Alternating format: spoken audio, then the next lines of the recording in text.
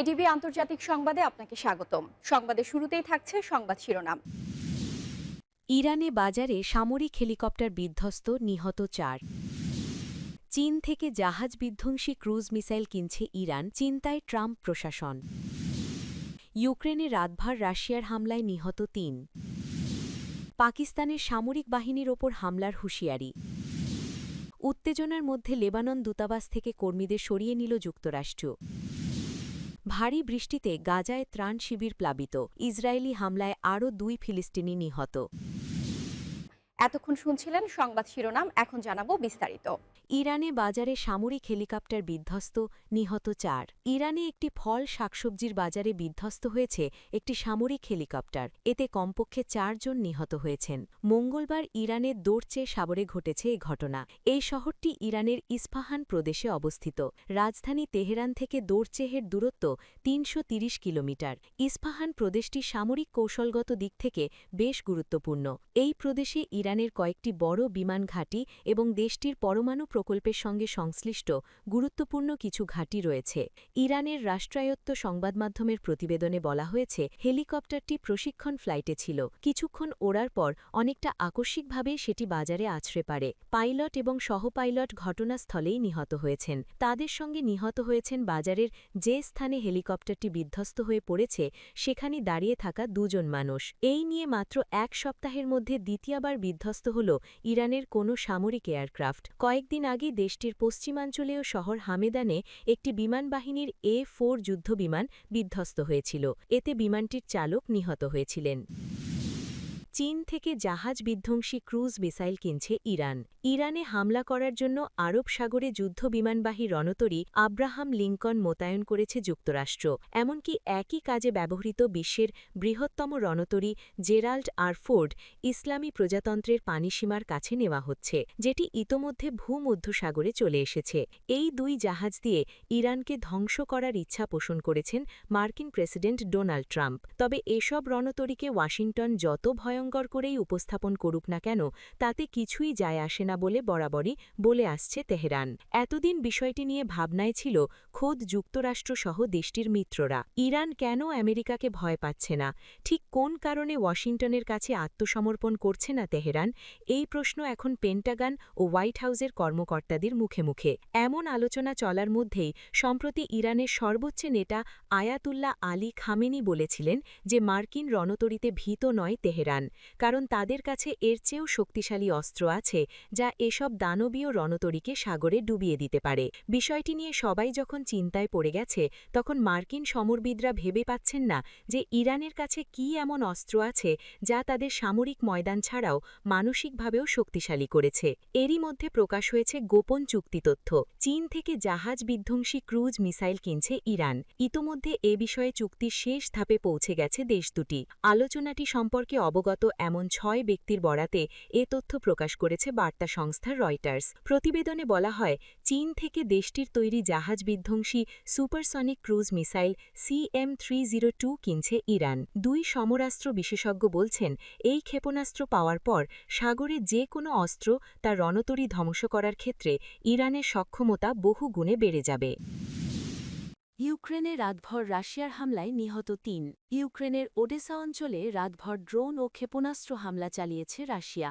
এ হামলায় কমপক্ষে ৩ জন নিহত হয়েছেন। এছাড়া বেশ কয়েকজন আহত হয়েছেন।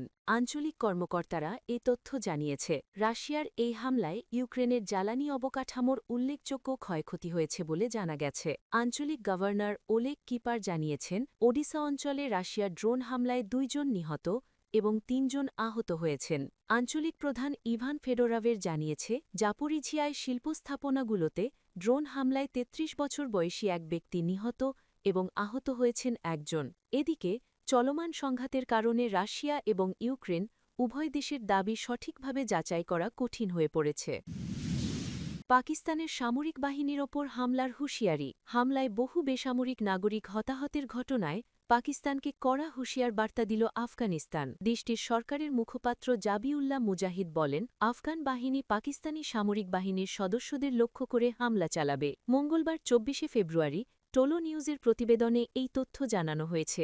আফগান এই কর্মকর্তা বলেছেন, যদিও পাকিস্তানি বাহিনী বেসামরিকদের লক্ষ্যবস্তু করেছে, তবে আফগানিস্তানের এমনটি করার কোনো ইচ্ছা নাই, বরং পাকিস্তানের সামরিক বাহিনীকে লক্ষ্যবস্তু করা হবে। টোলো নিউজে জাবিউল্লাহ আরও বলেন, পরাশক্তির নির্দেশে কাজ করা পাকিস্তানের অভ্যন্তরে একটি নির্দিষ্ট চক্র এই অঞ্চলে নিরাপত্তাহীনতা তৈরি করতে চাইছে। পাকিস্তান দাবি করেছে তারা টিটিপি-এর আস্তানায় হামলা করেছে, তবে দেখা গেছে হামলায় শিশু ও নারীরা শহীদ হয়েছেন, বলেন জাবিউল্লাহ। শহীদ হওয়া শিশুরা তাহলে কি টিটিপি-এর সদস্য, প্রশ্ন করেন আফগানিস্তানের এই কর্মকর্তা। জাবিউল্লাহ বলেন, টিটিপিকে লক্ষ্যবস্তু করার অজুহাতে পাকিস্তানের সামরিক বাহিনী আফগানিস্তানে হামলা চালিয়েছে, তবে তারা নারী ও শিশুসহ বেসামরিক নাগরিকদের হত্যা করেছে। সাক্ষাৎকারে আফগান এই নেতা বলেন, অসুস্থ কোনো ব্যক্তিও ডুরান্ড লাইন অতিক্রম করতে পারে না, তাহলে টিটিপি-এর সদস্যরা কিভাবে এই সীমান্ত অতিক্রম করবে? এছাড়া পাকিস্তানের সাম্প্রতিক হামলা ও নিরাপত্তাহীনতার ইস্যুতে আফগানিস্তানের কোনো সংযোগ নেই বলে দাবি করেছেন জাবিউল্লাহ। এটি পাকিস্তানের নিজস্ব সমস্যা,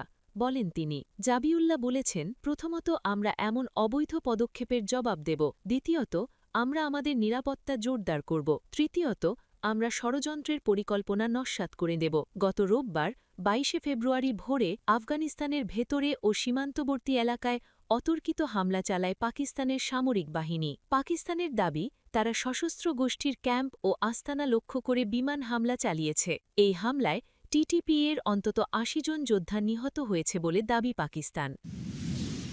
উত্তেজনার মধ্যে লেবানন দূতাবাস থেকে কর্মীদের সরিয়ে নিল যুক্তরাষ্ট্র। ইরানের সঙ্গে উত্তেজনা বেড়েই চলেছে যুক্তরাষ্ট্রের। সম্ভাব্য সামরিক সংঘাতের আশঙ্কা বাড়তে থাকায় লেবাননে অবস্থিত মার্কিন দূতাবাস থেকে অপ্রয়োজনীয় কর্মীদের সরিয়ে নিয়েছে ওয়াশিংটন। একই সঙ্গে মধ্যপ্রাচ্যে মার্কিন যুদ্ধজাহাজ ও যুদ্ধবিমান মোতায়েন করেছে দেশটি। যুক্তরাষ্ট্রের এমন আচরণ আগামী কয়েকদিনের মধ্যেই ইরানের বিরুদ্ধে সম্ভাব্য হামলার প্রস্তুতির ইঙ্গিত দিচ্ছে। কূটনৈতিক সূত্রের বরাতে ব্রিটিশ সংবাদমাধ্যম গার্ডিয়ান জানায়, এই উত্তেজনা যুদ্ধের দিকে গড়ালে ইরানের পাল্টা হামলার ঝুঁকি বিবেচনায় বৈরুতের আন্তর্জাতিক বিমানবন্দর দিয়ে মার্কিন দূতাবাসের অন্তত ৩০ থেকে ৫০ জন কর্মীকে দেশটি থেকে সরিয়ে নেওয়া হয়েছে। পরিস্থিতি আরও খারাপ হলে মার্কিন কূটনৈতিক স্থাপনাগুলো ইরান সমর্থিত সশস্ত্র গোষ্ঠীর লক্ষ্যবস্তু হতে পারে, এমন আশঙ্কাও করছে যুক্তরাষ্ট্র। যুক্তরাষ্ট্র ও ইরান গেল বৃহস্পতিবার সুইজারল্যান্ডের জেনেভায় ইরানের পারমাণবিক কর্মসূচি সীমিত করার বিষয় তৃতীয় দফার পরোক্ষ আলোচনায় বসার কথা রয়েছে। মার্কিন প্রেসিডেন্ট ডোনাল্ড ট্রাম্প জানিয়েছেন, তিনি এমন একটি অর্থবহ চুক্তি চান যা ইরানকে পারমাণবিক অস্ত্র তৈরির পথ থেকে বিরত রাখবে। একই সঙ্গে তিনি সতর্ক করে বলেছেন, কোনো চুক্তি না হলে খারাপ কিছু ঘটতে পারে। এর আগেও ইরানের সঙ্গে সংঘাতের প্রস্তুতির অংশ হিসেবে যুক্তরাষ্ট্র বিভিন্ন দেশে থাকা তার দূতাবাস ও সামরিক ঘাঁটি থেকে কর্মী সরিয়ে নিয়েছে। ২০২৫ সালে ইরানের ইউরেনিয়াম সমৃদ্ধকরণ ও সংশ্লিষ্ট স্থাপনায় হামলার আগে ইরাক, বাহরাইন ও কুয়েতে থাকা মার্কিন দূতাবাসগুলো থেকেও অপ্রয়োজনীয় কর্মী প্রত্যাহার করা হয়েছিল। সোমবার মার্কিন পররাষ্ট্র দপ্তরের এক জ্যেষ্ঠ কর্মকর্তা বলেন, পররাষ্ট্র দপ্তর বৈরুতে অবস্থিত মার্কিন দূতাবাস থেকে জরুরি নয় এমন সরকারি কর্মী ও তাদের পরিবারের সদস্যদের দেশ ছাড়ার নির্দেশ দিয়েছে। নিরাপত্তা পরিস্থিতি নিয়মিত পর্যালোচনার পর আমরা মনে করেছি, কেবল প্রয়োজনীয় কর্মী রেখে উপস্থিতি কমানোই যুক্তিসঙ্গত। তবে দূতাবাস পুরোপুরি বন্ধ হয়নি উল্লেখ করে তিনি বলেন, দূতাবাসের কার্যক্রম সীমিত পরিসরে হলেও চালু থাকবে। মার্কিন কর্মকর্তারা আশঙ্কা প্রকাশ করেছেন, যুদ্ধে রূপ নিলেই ইরান যুক্তরাষ্ট্রের দূতাবাস ও সামরিক ঘাঁটিতে ক্ষেপণাস্ত্র হামলা চালাতে পারে, অথবা মধ্যপ্রাচ্যে তাদের মিত্র ও প্রক্সি বাহিনীগুলোকে সক্রিয় করতে পারে। বিশেষ করে লেবাননের ইরান সমর্থিত সশস্ত্র গোষ্ঠী হিজবুল্লাহকে সম্ভাব্য হুমকি হিসেবে দেখা হচ্ছে। ভারী বৃষ্টিতে গাজায় ত্রাণ শিবির প্লাবিত। ইসরায়েলি হামলায় আরও ২ ফিলিস্তিনি নিহত। গাজা জুড়ে শীতকালীন ভারী বৃষ্টিতে অস্থায়ী ত্রাণ শিবিরগুলো পানিতে তলিয়ে গেছে। পবিত্র রমজান মাস শুরু হওয়ার প্রথম বড় শীতকালীন ঝড়ে সোমবার রাত থেকে মঙ্গলবার পর্যন্ত উপকূলীয় এই অবরুদ্ধ ভূখণ্ড ব্যাপকভাবে ক্ষতির মুখে পড়েছে। এর মধ্যে ২ ফিলিস্তিনিকে হত্যা করেছে ইসরায়েল, এ খবর দিয়েছে আল জাজিরা। এতে বলা হয়, গাজার সিভিল ডিফেন্স ইউনিট জানিয়েছে, রাতে একাধিক জরুরি সহায়তার কল পাওয়া যায়। দক্ষিণ গাজার খান ইউনিসের পশ্চিমে আলমাওয়াসি ক্যাম্পে বহু পরিবারের তাঁবু পানিতে ডুবে গেলে উদ্ধারকর্মীরা জরুরি সহায়তা দেন। গাজা সিটির পশ্চিমাঞ্চল, বিশেষ করে রেমালে এবং সমুদ্র বন্দর সংলগ্ন অঞ্চলও ব্যাপক ক্ষতির মুখে পড়ে। সামাজিক মাধ্যমে ছড়িয়ে পড়া ভিডিওতে দেখা যায়, রেমালে পানিতে ডুবে থাকা তাঁবুর মধ্যে বাসিন্দারা সামান্য জিনিসপত্র বাঁচানোর চেষ্টা করছেন। এদিকে গত অক্টোবরে হামাসের সঙ্গে ঘোষিত যুদ্ধবিরতি সত্ত্বেও ইসরায়েলি বাহিনীর হামলা অব্যাহত রয়েছে। উত্তর গাজার বেইত লাহিয়া এলাকায় দখলদার বাহিনীর অভিযানে এক কিশোরসহ ২ জন ফিলিস্তিনি নিহত হয়েছেন। গাজার স্বাস্থ্য মন্ত্রণালয়ের তথ্য অনুযায়ী, যুক্তরাষ্ট্রের মধ্যস্থতায় কার্যকর হওয়া যুদ্ধবিরতির পর থেকে ইসরায়েলি হামলায় ৬ শতাধিক ফিলিস্তিনি নিহত হয়েছেন।